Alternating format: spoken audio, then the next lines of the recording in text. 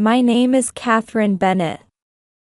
As a senior manager at a major investment firm, I earn $180,000 a year. I maintain a disciplined routine, waking up at 5 a.m. daily to practice yoga, and I'm ready for work by 7 a.m. Sometimes, I find solace from my complicated family relationships by tending to the herb garden in my backyard. It's been 3 years since my father passed away. The $3 million inheritance has been dwindling at an alarming rate, thanks to my mother Patricia and my sister Amanda. Looking back, our family began to change the day my father collapsed from a heart attack. In my home office, where morning light streams through the windows, I'm working quietly on my laptop. Despite it being the weekend, I need to finish some urgent projects. Outside, a warm early summer breeze blows through our upscale Greenwich neighborhood. In this quiet residential area, we Bennetts were known as successful people. It had been that way since my father's time, and my mother desperately tries to maintain that status. On my desk, next to the elegant white curtains swaying in the breeze, sits the last photo taken with my father. He's showing his warm smile, and our family looks happy beside him. Back then, we never imagined days like these would come. Kathy, could you come down for a moment? My mother's voice calls from downstairs. Sighing, I get up from my chair and head down to the living room, where a familiar scene awaits me. The expensive marble table, Italian leather sofa, and impressionist paintings on the walls, everything seems to scream upper class. Mother sits on the sofa, dressed in the latest Gucci dress, absorbed in online shopping on her iPad. Her youthful appearance is the result of regular spa treatments and expensive cosmetic procedures. Next to her, my sister Mandy is taking selfies. "This angle will get lots of likes," she mumbles while retaking photos multiple times. She calls herself an Instagram influencer with 20,000 followers, though it's an open secret within the family that most are purchased fake accounts. "Hey, Kathy," Mother says cheerfully. "We've made wonderful plans." A sense of foreboding washes over me. Lately, Mother's wonderful plans always seem to directly impact my wallet. The Grand Wailea Resort in Maui. I've already made the reservations. $7,000 per person. Mother announces this as casually as if she were counting loose change in her purse.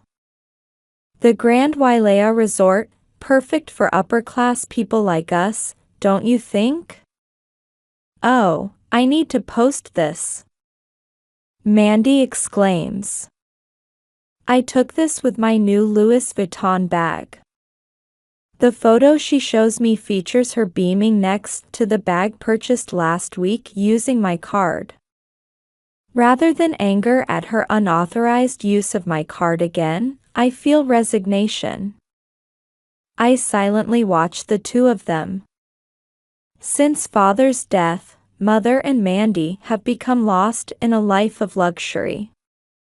High-end brands, fancy restaurants, overseas trips, almost all paid for with my income.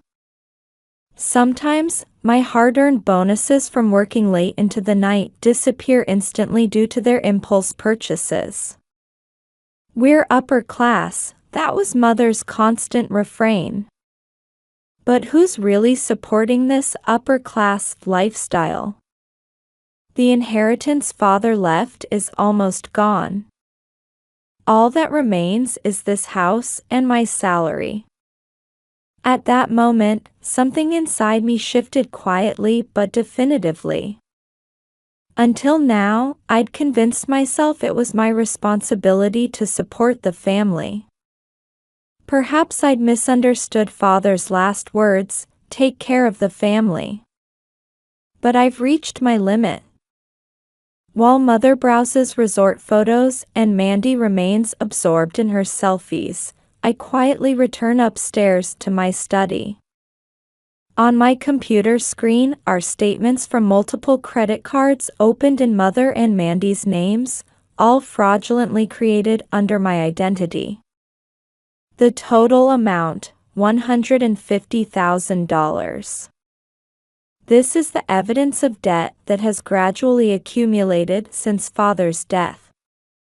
I steel my resolve. For the sake of the justice and honesty that Father valued so deeply, I must take action. A Mercedes-Benz S-Class glides into the airport terminal. As the driver opens the rear door, Mother steps out gracefully. Her Hermes scarf flutters in the morning breeze, and Chanel sunglasses hide her haughty expression. "My, how crowded," she remarks disdainfully, surveying her surroundings. At 8 a.m., the airport is already bustling with travelers. Weekend flights to Hawaii are always busy. "Mom, this lighting isn't good for Instagram." Mandy, emerging from the car, immediately starts taking selfies. Her Louis Vuitton carry-on rolls smoothly across the airport floor, followed by 3 more suitcases and 2 trunks from the same brand, all from the latest collection. As I step out of the car, I thank the driver politely. When I try to tip him, he shakes his head slightly. Ms. Bennett has already taken care of it. I nod quietly at his words. Pushing the luggage cart, we head to the check-in counter. Mother and Mandy's conversation echoes through the morning airport lobby. "Kathy, where's the first-class lounge? I bought a new swimsuit too. Perfect for photo shoots." Their voices draw curious glances from nearby travelers. At the check-in counter, Mother naturally takes the lead. "Good morning, Patricia Bennett. I have first-class reservations to Hawaii." The ground staff politely checks the computer for the reservation. Mother suddenly turns to me. "There's no ticket for you. Just paying for the trip is enough." Mother's voice drips with unfathomable arrogance, as if this were perfectly normal. Mandy chimes in with her high-pitched voice, "Every trip needs a sponsor, right?" They exchange meaningful glances and giggle together. Their laughter strengthens my resolve. A week at the Grand Wailea Resort. They plan to spend an elegant vacation there. The announcement was already posted on Instagram. As Mother starts to point out the suitcases to the airport staff, I quietly speak up. "You're right. Since I don't have a ticket, I won't be going." At those words, Mother and Mandy's smiles instantly vanish. "Have a good trip, both of you." With a gentle smile, I slowly turn to leave. "Kathy. Wait." Mother's voice echoes through the airport lobby. But I don't look back. I feel the weight of Father's lesson about living honestly on my shoulders. This isn't the end. Rather, it's a new beginning. As I get into the Mercedes, the driver quietly asks, "Take care." I nod slightly and gaze out the window. Morning sunlight bathes the terminal building, heralding the dawn of a new day. The scorching Maui sun brilliantly illuminates the pristine white walls of the Grand Wailea Resort. Mother's posture shows no signs of flight fatigue, testament to years of upper-class living. "We've arrived," Mother proudly announces as she steps into the lobby. The open space is pleasantly cooled by Hawaiian breezes. Expensive furniture, exotic plants, and perfect lighting speak to the establishment's prestige. Mandy already has her smartphone ready. The sunlight reflecting off the marble floor softly illuminates her tired face. "Mrs. Patricia Bennett?" The front desk staff greets them with a perfect smile. Mother removes her sunglasses and nods gracefully. "I have an ocean view suite reserved, with private pool and butler service." "Certainly. May I see your credit card and identification?" Mother gracefully presents a platinum card. The slight tremor in her hand isn't just from the long flight. "I'm sorry, but this card." The front desk staff's voice instantly changes Mother's expression. "Let me try another card." Mother frantically searches through her bag. American Express, Visa, MasterCard. All platinum or black premium cards. But with each card she tries, the staff's apologetic expression remains unchanged. "There must be some mistake. I'll call Kathy right away." For the first time, panic creeps into Mother's voice. Mandy desperately works her smartphone too. "Mom, my cards aren't working either." The sight of them frantically operating their phones is far from their usual upper-class elegance. What's happening?" Mother's near scream echoes through the lobby. Her account balance, just $326. Mandy's account, only $58. The color drains from their faces. Instagram. "My account is..." Mandy's cry continues. Her account, boasting 20,000 followers, has been suddenly suspended. The presence of purchased fake accounts has been reported to the platform. "I can't reach Kathy's phone either." Other guests in the lobby watch the situation with curious eyes. The upper-class facade crumbles with an almost audible crash. As we have other guests waiting. The front desk staff remains unfailingly polite, but their tone carries a hint of coldness. "But our reservation..." "I'm sorry, but without a valid form of payment, we cannot accommodate your stay." At that moment, Mandy's legs give out. As she collapses onto a luxury sofa, Mother continues desperately working her phone. "This is a dream." "Yes, just a bad dream." Mother's mumbling takes on an increasingly realistic tone. "Mom, this photo." At Mandy's trembling voice, Mother turns around. Her smartphone displays their last photo at the airport. In it, Catherine's departing figure shows a serene smile, as if she had known everything all along. "She couldn't have." Mother's words dissolve into the lobby air. The bright tropical sunlight ironically illuminates the dark reality of the moment. A Maui Police Department patrol car smoothly pulls up to the Grand Wailea Resort's main entrance at 3:15 p.m. Against the backdrop of the sparkling ocean, the blue and white patrol car's lights flash. The ominous atmosphere prompts tourists relaxing by the pool to simultaneously reach for their phones. What is the meaning of this? Mother's voice trembles. Mandy, still slumped on the luxury sofa, has no tears left to cry. Several security staff stand guard around them. Two police officers enter the lobby in uniform, an older white male and a young female officer. Both wear stern, professional expressions.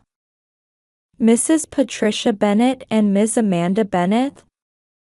The senior officer addresses them politely but firmly. Yes, that's US. What's this about? Mother's voice still carries a trace of haughtiness. The "we're upper class" mindset hasn't completely disappeared.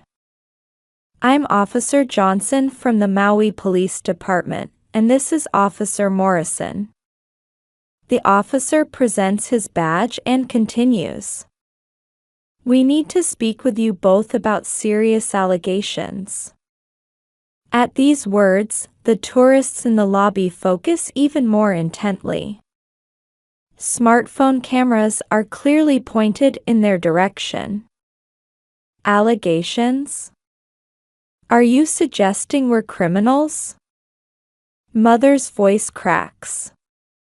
Behind her luxury brand sunglasses, her eyes begin to dart around. You are both suspected of credit card fraud and identity theft. The officer's calm voice resonates through the lobby. The complainant is Catherine Bennett. At that moment, Mandy lets out a scream. Her. But we're family. I'll detail the specific charges. The young female officer opens her notebook. Over the past 3 years, you are suspected of fraudulently creating credit cards in Catherine Bennett's name and using them for payments totaling over $150,000. Additionally, you are suspected of forging her signature when creating these cards. Each fact pierces their hearts like cold arrows. Furthermore, you allegedly withdrew funds from the victims' bank accounts without authorization, using them for expensive purchases and travel, totaling approximately $85,000. The last traces of color drain from Mother's face. This must be a mistake. Yes, it has to be. We're upper class. Mrs. Bennett, the lieutenant interrupts quietly but firmly. These charges are all based on concrete evidence. The officer produces a tablet and shows the screen. It displays forged documents with Mother and Mandy's signatures, security camera footage, and bank transaction records, all neatly organized. Among the records is the receipt for the luxury bag Mandy purchased just last week. Catherine's signature is clearly imitated. But it's all family money. Mandy suddenly shouts. If my sister earned it, we have the right to use it. Her words draw sighs from those around them. The young female officer's expression momentarily hardens. Ms. Amanda Bennett, creating credit cards in someone else's name is a crime. Even if they're family. I have a lawyer, Mother suddenly exclaims. I'll contact them right away. She tries to take out her smartphone, but the screen remains unresponsive. All accounts are frozen, and no calls can be made. You both have the right to remain silent. Anything you say can be used against you in court. You have the right to an attorney. If you cannot afford one, a public defender will be. A public defender? Mother sharply interrupts. We're upper class. This is. At that moment, Mandy suddenly stands up. Did she report my Instagram account too? The lieutenant nods slightly. Purchasing fake accounts violates the platform's terms of service. It was reported with evidence. Mandy's legs nearly give out again. We'll need you both to come with us to the police station. The lieutenant's voice carries an odd gentleness. His years of experience probably tell him what awaits this mother and daughter. We'll do our best to be discreet. However, this consideration proves futile as smartphone cameras mercilessly capture their images. The sight of the mother and daughter in their luxury brands being escorted by police creates an ironically picturesque scene. 3 months after the incident, Mother and Mandy sit in the defendant's box, completely stripped of their former glamour. Their thin orange prison uniforms stand in stark contrast to their preferred designer brands. Patricia's face is bare of makeup as she looks down, while Mandy's eyes are swollen from crying. The prosecution's opening statement is clear and concise. The defendants fraudulently used the identity of their own daughter and sister, the victim, causing substantial financial damage. More importantly, this wasn't a momentary lapse in judgment, but a planned crime carried out over 3 years. Mother's lawyer pleaded for leniency. After her husband's death, the defendant Patricia Bennett was in an unstable mental state.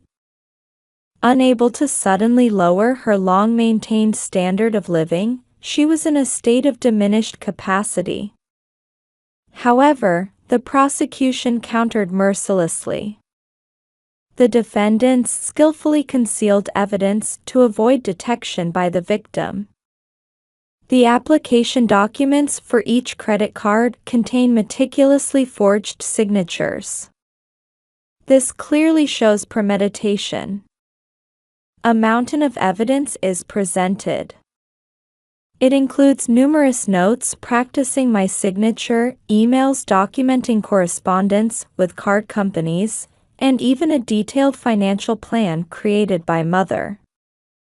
Everything substantiates the planned nature of the crime. What's more egregious is the psychological abuse of the victim. The prosecutor's voice echoes through the courtroom. The defendants referred to the victim as their wallet and continuously took advantage of her goodwill. Mandy's lawyer tried to emphasize her youth. The defendant Amanda Bennett was under her mother's strong influence. Objection overruled, the judge's voice was stern. The defendant is an adult with full capacity for judgment. Her false display of lifestyle on social media shows no signs of remorse. I took the witness stand, dressed in a black suit, maintaining a dignified demeanor. Did you offer the defendants an opportunity for settlement? The judge asks. Yes. Immediately after the incident was discovered, I proposed through my lawyer. The conditions were full repayment and a public apology. How did the defendants respond? I took a deep breath and answered. Mother refused, saying it would ruin our upper-class reputation. My sister claimed it would damage her career as an Instagrammer. A small murmur ripples through the courtroom. The judge gavels for silence. Defendant Patricia Bennett, 4 years imprisonment. Defendant Amanda Bennett, 2 years imprisonment. Both sentences to be served in full. Mother lets out a small moan, and Mandy begins to cry silently. Additionally, I order restitution of $235,000 in total damages. Both defendants are also prohibited from creating credit cards for 5 years after release. 1 year after the verdict. At the Connecticut State Women's Correctional Facility, Mother works as a cleaner. She now quietly performs the cleaning duties she once scorned as lower-class work. No friends come to visit her. The former social butterfly has completely withered away. Mandy's facility has relatively lenient security measures. However, phone and internet use are strictly restricted. Of her once 20,000 followers, only 84 remain, most of them volunteers involved in prison rehabilitation programs. The Greenwich mansion has been sold through voluntary liquidation to new owners. The proceeds went toward restitution payments. Those two will never return to that house that once symbolized their upper-class status. I've rented a new apartment in Manhattan. On holidays, I walk through Central Park, which Father loved so much during his lifetime. Sometimes, memories of him well up inside me. Take care of the family. I think I finally understand the meaning of Father's last words. It wasn't about supporting the family's luxurious lifestyle, but about having the courage to live honestly. The other day, I received a letter from the prison. It was from Mother. The letter asked me to come visit, but I quietly fed it through the shredder. The enclosed photo showed Mother in her work uniform. Her expression still retained a hint of arrogance. I also returned Mandy's Christmas card unopened. I have no intention of seeing either of you again. A draft of a letter with these words sits in my new desk drawer. But there's no need to send it. My silence is the most eloquent response. Since then, I've been promoted to senior director at the investment firm. From my office window, I can see Manhattan's skyscrapers. That view reminds me of the value of living honestly that Father taught me.